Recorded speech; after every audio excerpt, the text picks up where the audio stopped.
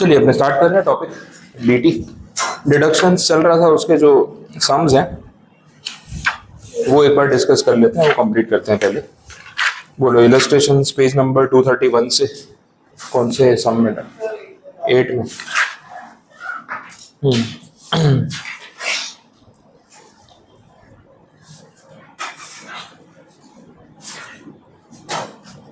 कौन कौन सा डिडक्शन मिलेगा वो देखना है। प्रोविडेंट फंड रिकग्नाइज्ड है, कंट्रीब्यूशन है, तो वो 80C वाले में आप क्लेम कर सकते हो। प्राइम मिनिस्टर्स रिलीफ फंड भी क्लेम हो सकता है। ड्रॉट रिलीफ फंड 50% वाले में जाएगा donation. Approved association for family planning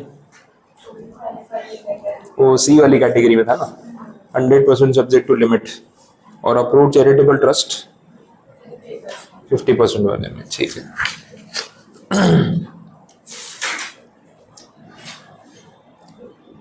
अब ये जो 80G में जो लिमिट्स हैं, हाँ वो कैलकुलेशन बताना पड़ेगा। चलो अच्छा ये सम आ गया तो ये पॉइंट क्लियर हो जाएगा।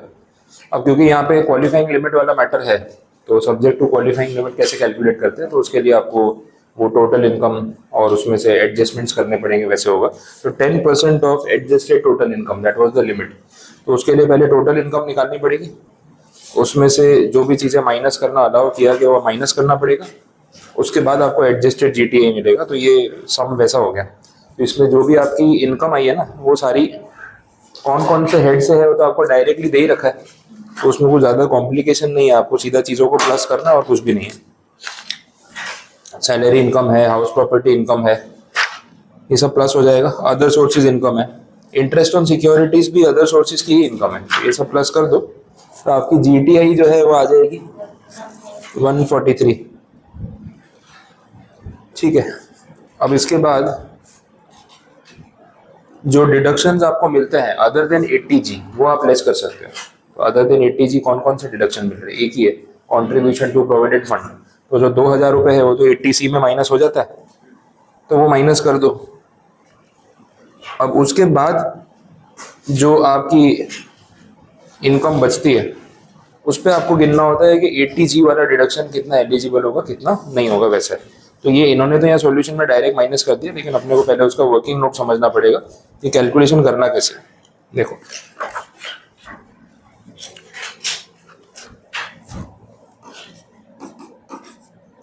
आपका ग्रॉस टोटल इनकम जो है वो आ रहा था 1,43,000, ये तो आया ही है।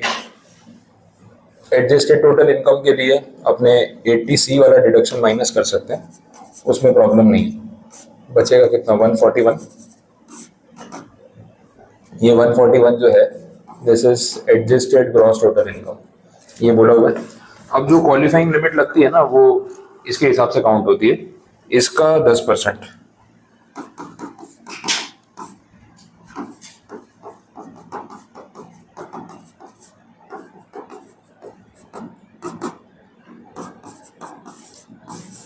ठीक है, 10%, दिस इज क्वालिफाइंग लिमिट।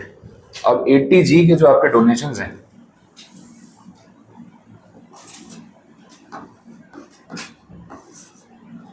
ठीक है, उसमें जितने भी डोनेशंस दे रखे हैं वो आप देख लो कौन कौन सी कैटेगरी वाले हैं। पहला जो बोला है, एक है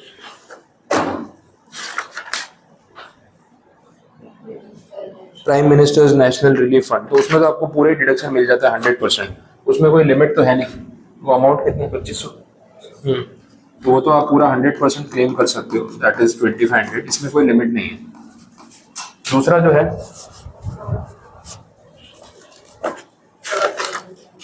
drought relief fund. Drought relief fund कौन से वाले में आता है? 50% वाले में आएगा, ठीक है, 50% कैटेगरी है। एक्चुअल खर्चा आपने किया है 4000, लेकिन क्लेम मिलेगा 50%, ये हो जाएगा 2000 ये पूरा मिलेगा 2500, ये इतना आप क्लेम कर लो। और तीसरी category for promotion of family planning, ये वाला रहेगा। अब इस पे लिमिट है, और जो चैरिटेबल ट्रस्ट वाला है दूसरा, उसमें भी लिमिट है, यही पॉइंट है।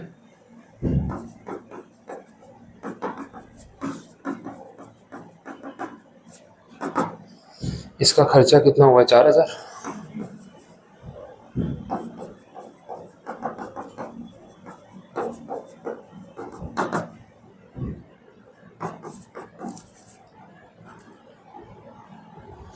ठीक है।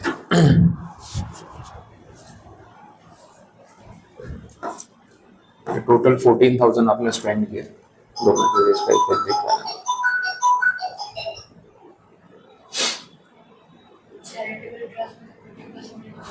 हाँ, उसमें खाली अमाउंट लिखा है, क्योंकि ये वाले अमाउंट्स भी है ना, इन्होंने बोला है 10% सब्जेक्ट टू क्वालिफाइंग लिमिट, तो ये वाला 50% पे है और ये वाला 100% पे है। अपनी क्वालिफाइंग लिमिट जो है 14,100 है। जो आपने डोनेशंस दिए हैं ये सब्जेक्ट टू क्वालिफाइंग लिमिट वाले, उसका टोटल है 14,000, तो है तो विद इन द लिमिट ही, तो कोई प्रॉब्लम नहीं है, ये पूरा क्वालिफाई हो जाएगा या एलिजिबल हो जाएगा, वैसा आपने बोल सकते हैं। अब एलिजिबल पूरा है तो फिर आप इस पे जो भी रेट्स आपके लगते हैं वो लगा के देख लो। ये 4,000 पे अगर पूरा क्लेम करने को मिलता है तो 4,000 पूरा क्लेम कर लो, और ये 10,000 पे अगर 50% ही मिलता है तो फिर इसमें से 5,000 क्लेम कर लो। टोटल कितना हो गया? 9,000। आया समझ में? क्लियर हो? तो इतना डिडक्शन आपको क्लेम करने को मिल जाएगा विद दिस, और ये बाकी का जो है वो तो आप क्लेम कर ही सकते हो, उसका प्रॉब्लम नहीं है। तो 2,500 और 2,000 तो पूरा मिलेगा। क्वालिफाइंग लिमिट का इन दोनों से कोई लेना देना है नहीं, they are not subject to. लेकिन जो ये वाला पार्ट है this is subject to qualifying limit, तो हमने पहले क्वालिफाइंग लिमिट निकाली 14,100। फिर हमने देखा कि हमने डोनेशंस कितने किए हैं, जो लिमिट है ना वो इसके ऊपर है। ध्यान रखना, स्टूडेंट्स ना इस पे लगा देते हैं कि भाई जो डिडक्शन की जो लिमिट है वो अमाउंट ऑफ डोनेशन पे है, उसको थोड़ा डिफरेंस है उन दोनों चीज़ों में। आपने जो कंट्रीब्यूशन दिया है वो 14,000 रुपये, ये है सब्जेक्ट टू दिस लिमिट।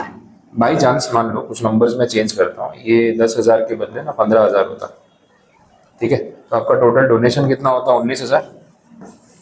तो 19,000 में से क्वालिफाई कितना करता? 14,100 मैक्सिमम। फिर आप ऐसे नहीं बोल सकते नहीं सर ये तो ऐसे है ना 4,000 और 15,000 है, इस पर तो 50% ही है, तो पहले हम इसको 7.5 करेंगे। अब 7.5 और 4 तो 11.5 होता है, वो तो पूरा मिलना चाहिए, ऐसे नहीं होगा। जो क्वालिफाइंग लिमिट है वो अमाउंट ऑफ डोनेशन पे है, अमाउंट ऑफ डिडक्शन पे नहीं। आपने जितना डोनेशन दिया है ना उसके ऊपर लिमिट लगती है। ये पॉइंट थोड़ा सा ट्रिकी हो जाता है, इसको ध्यान से समझना है। मैं सिंप्लीफाई कर देता हूँ, जो काम की चीजें वही लिखता हूँ। क्वालिफाइंग लिमिट आपकी कितनी कैलकुलेट हुई? 14,100। आपने जो एक्चुअल डोनेशन किया है वो डोनेशन में दो चीजें ही अपन लेते हैं जो यहाँ काम की है, एक है फैमिली प्लानिंग और एक है चैरिटेबल ट्रस्ट। वैसे ले लो, आपने यहाँ पे डोनेट किया 4,000, यहाँ पे डोनेट किया 10,000। अभी 100% 50% वाली बात सेकेंडरी, बाद में देखेंगे। टोटल डोनेशन आपने कितना किया? 14,000। क्वालिफाइंग लिमिट इस पे लगती है, डोनेशन पे, डिडक्शन पे नहीं। तो आप जितना डोनेट कर रहे हो पहले वो अमाउंट क्वालिफाई होना चाहिए फॉर डिडक्शन, फिर डिडक्शन मिलेगा। That is the second step. पहले से आपको उस पर कंसिडर नहीं करना है। अब देखो, अगर आप डोनेशन पे डिडक्शन की बात करते हो तो इस पे 100% डिडक्शन मिलना चाहिए और इस पे 50%। तो ये अमाउंट हो गया आपका 4,000, ये अमाउंट हो गया 5,000। टोटल कितना हुआ? 9,000। मेरा बोलने का मतलब ये है कि ये लिमिट इस अमाउंट पे लगती है, इस अमाउंट पे नहीं। बात समझ आ रही? अब इस सम में इन बातों से कोई फर्क पड़ नहीं रहा है, क्योंकि दोनों ही अमाउंट 14,100 से कम है। बट अगर यही अमाउंट ज्यादा होते तो डेफिनेटली फर्क पड़ता, वहां गलती होने का चांस था। अगर इंटरप्रिटेशन आपने गलत किया हुआ है तो मैं अमाउंट चेंज कर रहा हूँ, ये 4,000 ही रख रहे हैं, और जैसे मैंने अभी किया था इसको 15,000 कर देता हूँ। तो टोटल डोनेशन कितना हो गया? 19,000 हो गया। अब अगर आप इसको 100% वाली कैटेगरी में गिन रहे हो तो ये 4,000 पूरा मिलना चाहिए, और ये 50% की कैटेगरी में है तो वैसे तो इस पर 7.5 ही मिलेगा। इसका टोटल करो तो कितना होता है? 11,500। अब आप 14,100 की लिमिट इस पे लगाओगे या इस पे लगाओगे, वो मेरा क्वेश्चन है। 19,000 पे। बात समझ आ रही है? आप ये नहीं बोल सकते सर वो 50% लगाने के बाद हम डिडक्शन तो इतना ही मांग रहे हैं ना, ये तो इसके अंदर है ना। बट वही तो पॉइंट है, सेक्शन में ऐसा लिखा है क्वालिफाइंग लिमिट लगती है डोनेशन पे। The amount of donation you have given must qualify. Donation qualify होगा तो उस पर डिडक्शन मिलेगा ना, जो चीज क्वालिफाई ही नहीं होगी उसको डिडक्शन कैसे मिलेगा? बात समझ आ रही? तो ये जो अमाउंट की लिमिट है 14,100 वो इस पे लगेगी। अब देखो, इसमें आपने तो ज्यादा डोनेट किया हुआ है ना, तो आप पूरा तो क्लेम कर ही नहीं सकते। You have to make a choice कि आपको 14,100 में कौन सा अमाउंट क्लेम करना है। पहले कौन सा क्लेम करोगे, बाद में कौन सा क्लेम करोगे? पहले ये क्लेम करोगे, पहले ये क्लेम करोगे? 4,000 पहले क्लेम करेंगे। क्यों? क्योंकि उसमें 100% डिडक्शन मिलेगा, ज्यादा फायदा होगा। तो you have a limit of 14,100। अब बोल रहे हैं आप देख लो इसमें आपको कौन कौन से डोनेशन कितने क्लेम करने हैं। तो you have one choice 4,000 plus 10,100 यहाँ से। दूसरी चॉइस है कि आप पूरा यही वाला क्लेम कर लो, 50% वाला। और पहली चॉइस ये है। फायदा किसमें है? इसमें है ना, तो ऑब्वियसली आप ये क्लेम करोगे, ये तो कॉमन सेंस वाली बात है। बट पूरा तो क्लेम नहीं मिला ना। अब देखो 14,100 के हिसाब से इतना ही डोनेशन आपका डिडक्शन के लिए क्वालिफाई किया, तो इसका पूरा 100% 4,000 और इसका 50% 5,050 रुपये, कितना हो गया? 9,050। तो 80G में जो डिडक्शन मिला, वो डिडक्शन तो इतना ही मिला ना, वो 14,100 थोड़ी मिलेगा। बात समझ आ रही? ये बहुत अच्छा पॉइंट है, ध्यान रखने वाली बात है। इस सब में आपका आंसर सही ही आ रहा है, प्रॉब्लम नहीं, आप कुछ भी लगा लो। आपने गलत भी सोचा होगा तो फाइनल आंसर डिडक्शन तो उतना ही लेके आओगे, बट इसमें गलती हो जाएगी। ये मेरा बोलने का पॉइंट, बात समझ आ रही? ये इसका सही इंटरप्रिटेशन है वैसा। तो सिंपल बॉटम लाइन ये है उसकी कि जो क्वालिफाइंग लिमिट है वो डोनेशन पे लगती है, डिडक्शन पे नहीं लगती। पहले डोनेशन क्वालिफाई करेगा तो उस पर डिडक्शन मिलेगी, सिंपल स्टोरी है। आपको लिखना है तो ये कैलकुलेशन है, ऑल्टरनेटिव कुछ लिखना है तो लिख लो।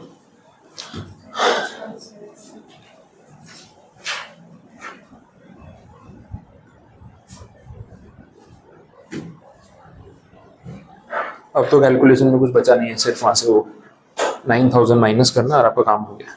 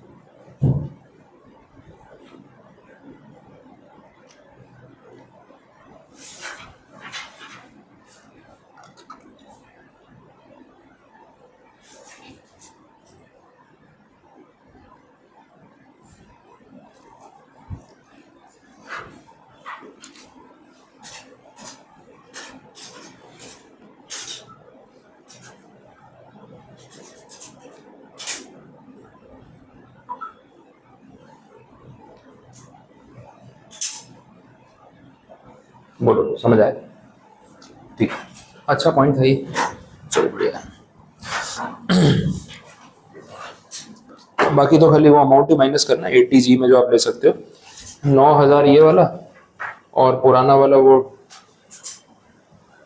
टोटल डिडक्शन 80G में आपको कितना मिल रहा है? पहला 2,500, 2,000, ये 4,000 और लास्ट वाला 5,000, टोटल हो गया 13,500। ये आप क्लेम कर सकते हो वैसे, ठीक। तो उसको माइनस कर दो, जो बचा वो आपके टैक्सेबल इनकम। अमाउंट ही ऐसे देते हैं, 2.5 लाख तक तो पहुंच ही नहीं रहा है, टैक्स तो कहाँ से आएगा। चलो आगे बढ़े, और कौन सा? 9th,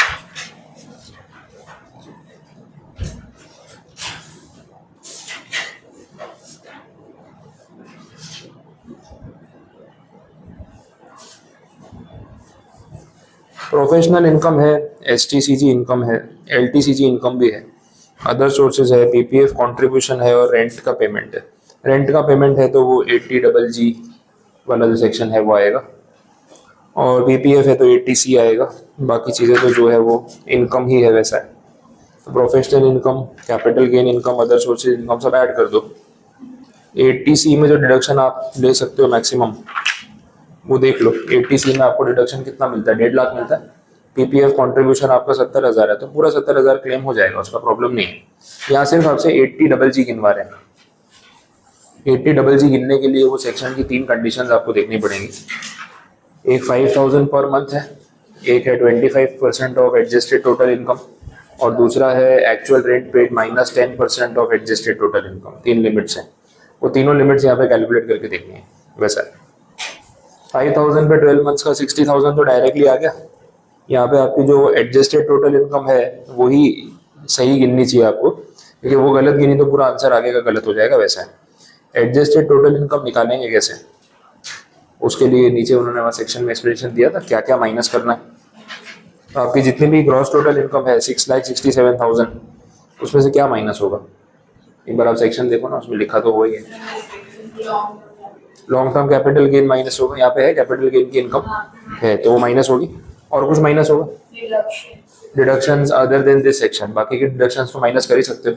तो बाकी एक ही डिडक्शन लिया आपने 80C वाला 70,000, वो माइनस कर दो। तो ये सब माइनस करने के बाद कितना बचा, नहीं 667 तो था ऑलरेडी, उसमें 17,000 कैपिटल गेन माइनस हुआ।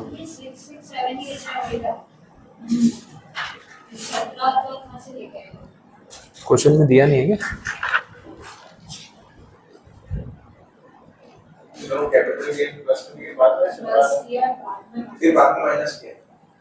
हाँ वो तो टोटल इनकम में तो ऐड करेंगे ना, अपने कंप्यूटेशन करते हैं। ग्रॉस टोटल इनकम निकालने के लिए सारे हेड्स की इनकम प्लस होती है, income from salary, HP, capital gain, PGBP, other sources. 5 add कर दी। अब अपनी 5 में से अगर 3 सोर्सेज में इनकम है तो तीनों ऐड कर दी। Professional income, capital gain income में दोनों आ गए ना, शॉर्ट टर्म लॉन्ग टर्म, और अदर सोर्सेज की इनकम सारी जोड़ दी तो ग्रॉस टोटल इनकम आ जाएगा 6,67,000। सब कुछ प्लस ही तो करना है। उसमें से फिर कैपिटल गेन माइनस होगा। अब ये जो माइनस कर रहे हैं वो अपन एडजस्टेड टोटल इनकम निकालने के लिए माइनस कर रहे हैं, और जो आपने प्लस किया था वो ग्रॉस टोटल इनकम निकालने के लिए प्लस किया था। तो ऑर्डर में चलोगे, टोटल इनकम आएगा तो एडजस्टेड वाला आएगा, तो पहले टोटल इनकम तक तो जाओ। तो आप ग्रॉस टोटल इनकम तक गए 6,67,000, उसमें से आपने कैपिटल गेन माइनस किया और डिडक्शंस माइनस किए, जो बचा वो है 5,80,000। This is your adjusted gross total income. अब इसका 25% करो, एक अमाउंट आ जाएगी। इसका 10% करके एक्चुअल रेंट में से माइनस करो, दूसरी अमाउंट आ जाएगी। बोलो, पता चल रहा है? एडजस्टेड ग्रॉस टोटल इनकम जो थी वो आई 5,80,000 आया। सेक्शन क्या बोल रहा था, उसका 25% करो। अब क्या बाकी, दो ही चीजें माइनस करनी। 667 आ रहा है ना, 77 तो आ ही नहीं रहा। इन्होंने सेक्शन में लॉन्ग टर्म बोला है कि दोनों बोले हुए हैं? इन्होंने माइनस दोनों किया हुआ है। रुको सेक्शन देखने दो।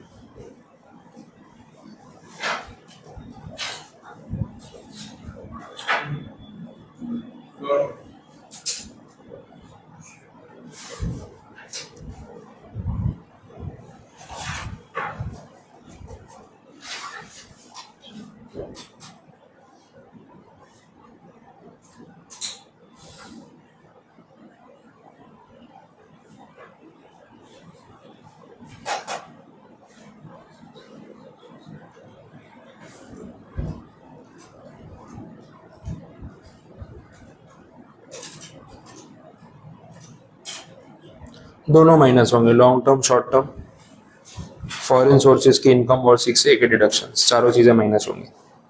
शॉर्ट टर्म में माइनस होगा, वहाँ पे अगर थियरी में से लॉन्ग टर्म लिखा है तो आप शॉर्ट टर्म भी मेंशन कर दें।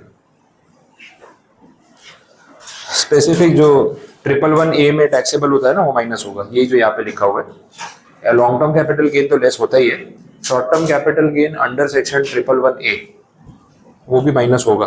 तो अगर वहाँ थियरी में नहीं है बाई चांस तो आप ऐड कर दो।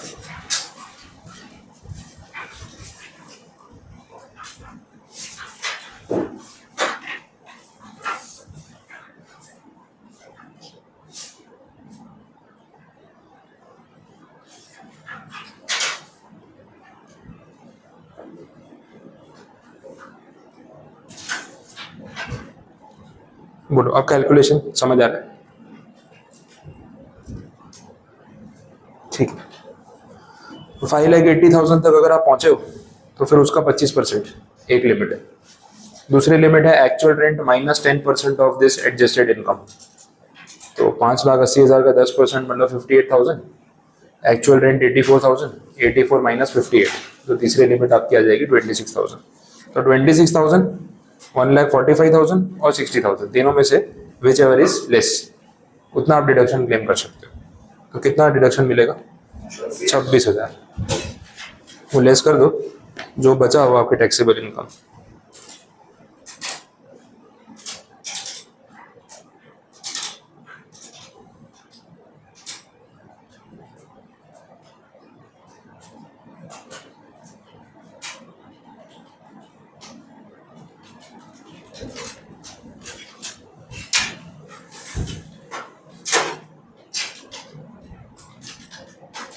नीचे बोला है 115 BAC ऑप्ट किया होता तो ये सब मेहनत आपको करनी नहीं पड़ती, बेटर है ऑप्ट कर ही दिया करो। बोलो समझ आया? और कुछ? नेक्स्ट कौन से सब में डाउट है? 11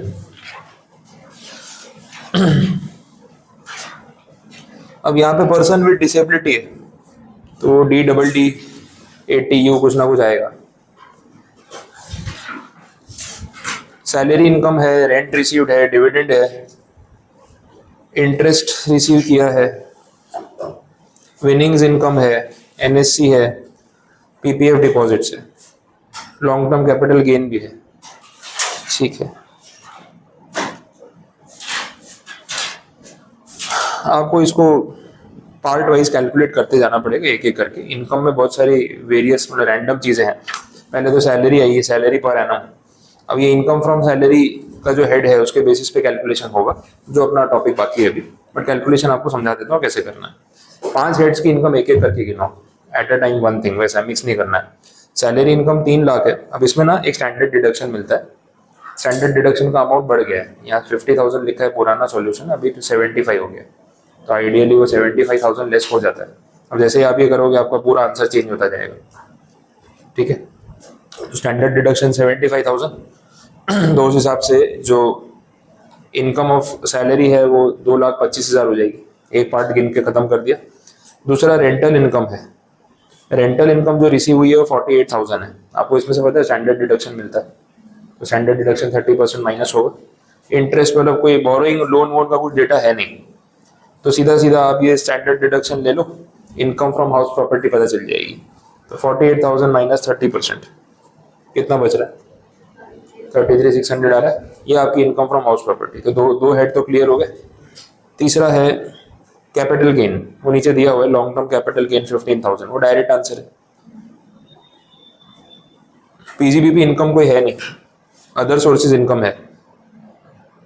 ये डिविडेंड, इंटरेस्ट, विनिंग्स, ये सब जितना भी है ये सारा आपके अदर सोर्सेज की इनकम है, तो प्लस कर दो उसको। कितनी इनकम आ रही है?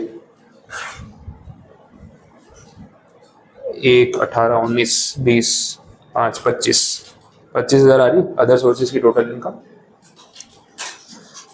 ये सब कुछ प्लस करोगे तो आपकी ग्रॉस टोटल इनकम आपको मिल जाएगी।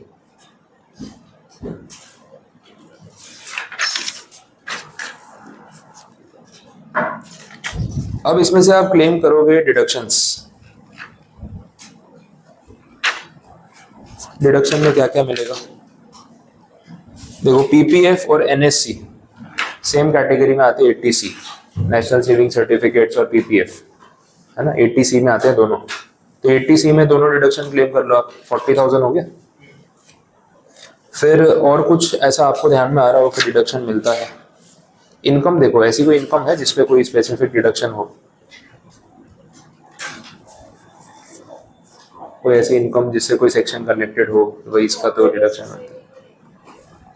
नहीं, वो तो कोऑपरेटिव सोसाइटी की इनकम थी तो 80P था, ये तो आपको वहां से डिविडेंड मिला है, तो आपके लिए तो डिविडेंड टैक्सेबल ही होगा। Interest on savings bank deposit था कुछ, कौन सा सेक्शन था? ढूंढो सेक्शन ढूंढो, क्योंकि आपको मिलना चाहिए ना।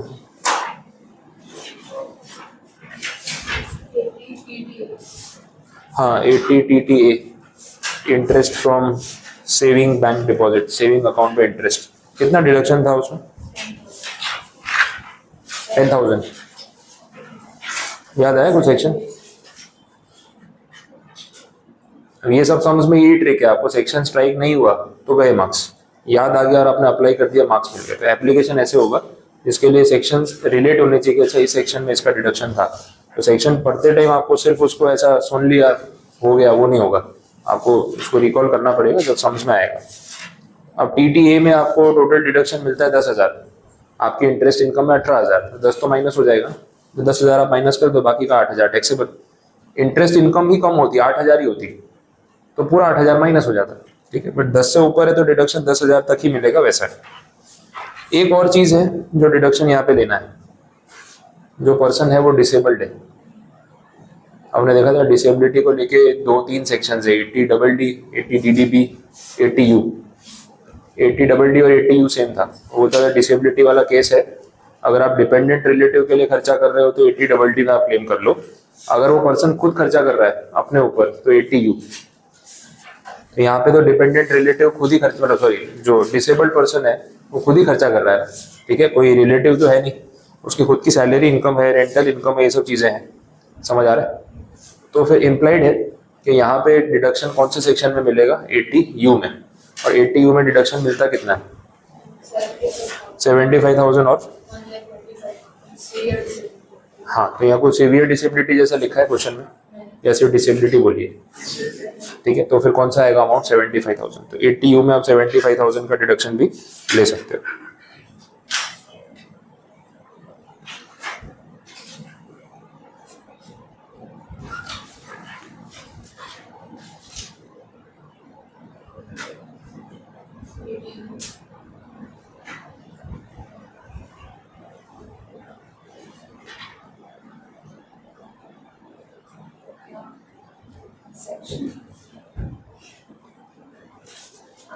ठीक है, तो ये सब माइनस कर लो, टोटल इनकम कितनी है आपको पता चल जाएगी।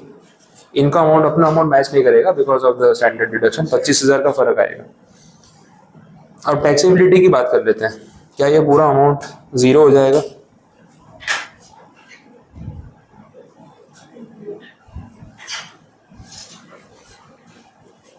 ₹2.5 लाख से नीचे है। कोई ऐसी इनकम है जिसपे फ्लैट रेट ऑफ टैक्स है, एक बार इनकम चेक कर लो सारी।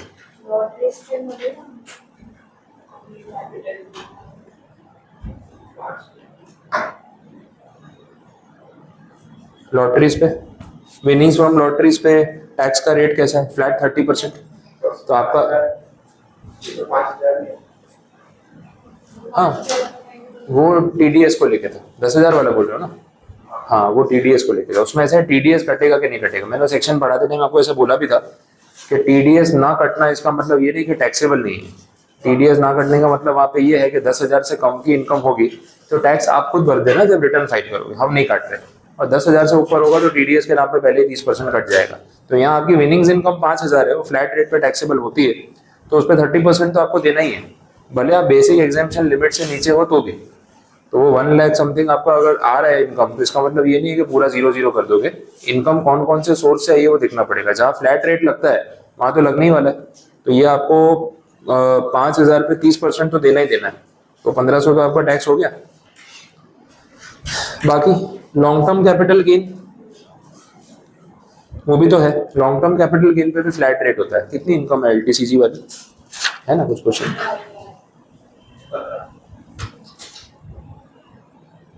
एक मिनट, हाँ 15,000 नीचे बोलिए ना। लॉन्ग टर्म कैपिटल गेन हुआ है ऑन सेल ऑफ गोल्ड, इसके ऊपर फ्लैट रेट लगेगा 12.5%, ये भी एक पॉइंट होता है।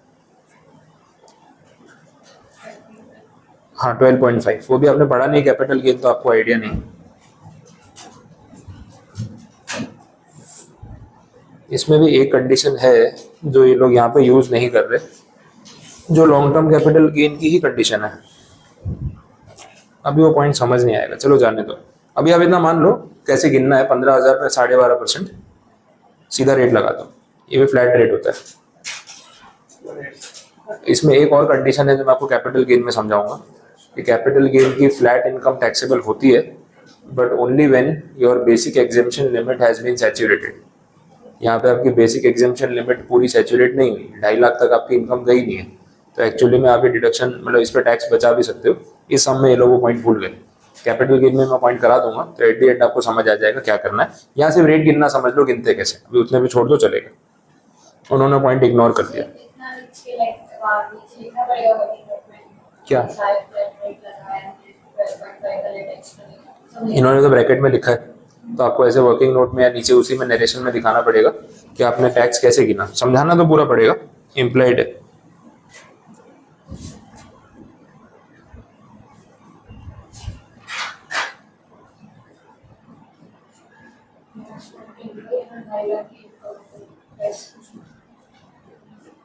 क्या हो गया?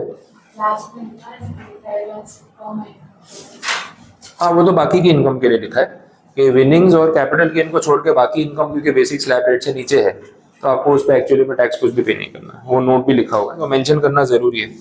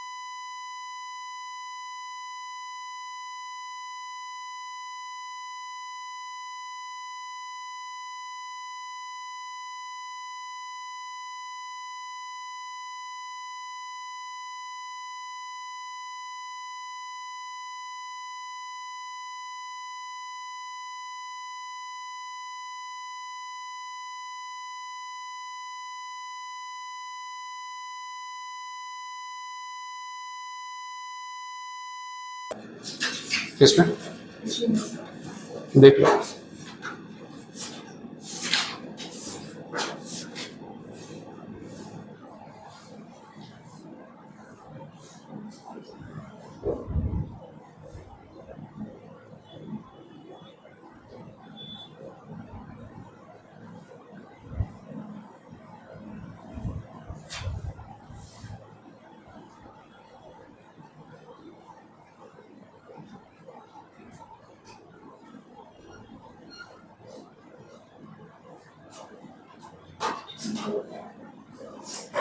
हो गया, ठीक है।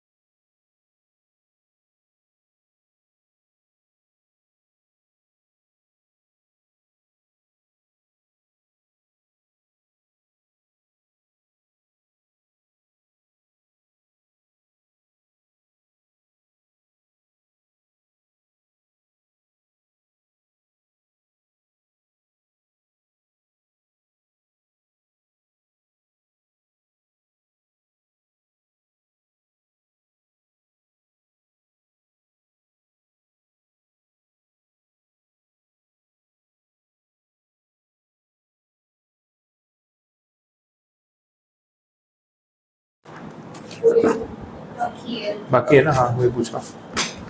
आज ले लेना, टारगेट में खत्म कर देना, और क्या। क्या हुआ?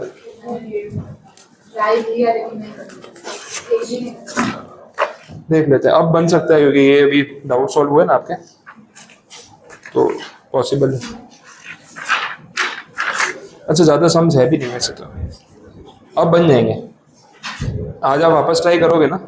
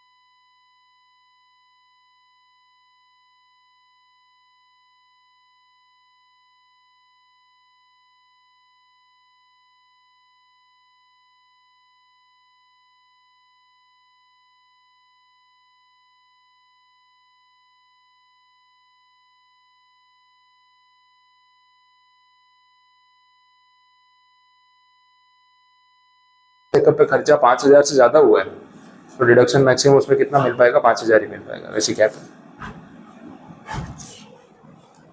है और कुछ इसमें? ठीक है, बस तो ये आप देख लेना, बाकी क्या क्वेश्चन है इसमें, थोड़े बहुत ही है।